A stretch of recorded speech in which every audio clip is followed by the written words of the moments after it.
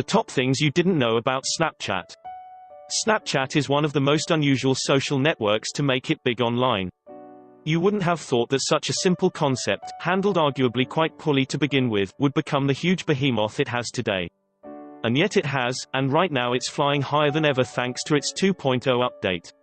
Snapchat's story is surprising enough on face value, but when you learn some of the more surprising twists and turns, the plot only thickens.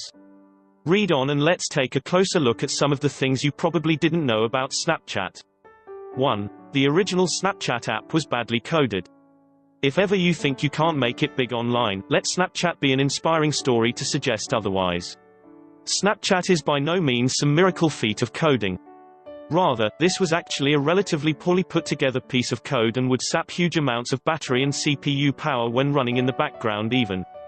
That's not to say it's a bad app, only that it's all the more impressive it was able to do as well as it did. 2. Facebook tried to buy Snapchat. When it was enjoying its first major surge in popularity, Snapchat was offered a purchase bid from Facebook worth $3 billion.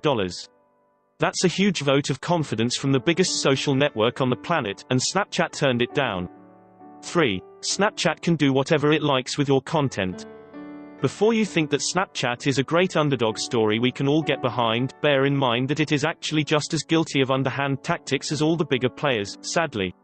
Specifically, Snapchat retains the right to do whatever it wants with your content, including publishing it on their website or selling it.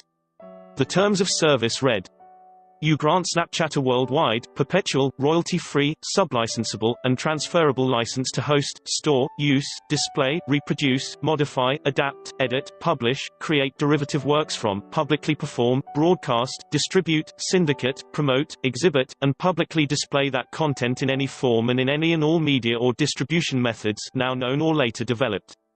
That's pretty despicable, but note that Instagram has a very similar policy. The only difference: Instagram never claimed to be a private messaging service. Facebook also has similar terms but only for publicly displayed content, so that's something. 4. There are ways to circumnavigate Snapchat's core functionality. With that in mind, perhaps you'll feel less guilty about using Snapchat in ways that were never intended by the company. If you want to save a photo you've taken, or that someone else has taken, then you can simply take a screenshot on Android devices. Likewise, there is a hack that lets you record video for longer than 10 seconds on iPhone.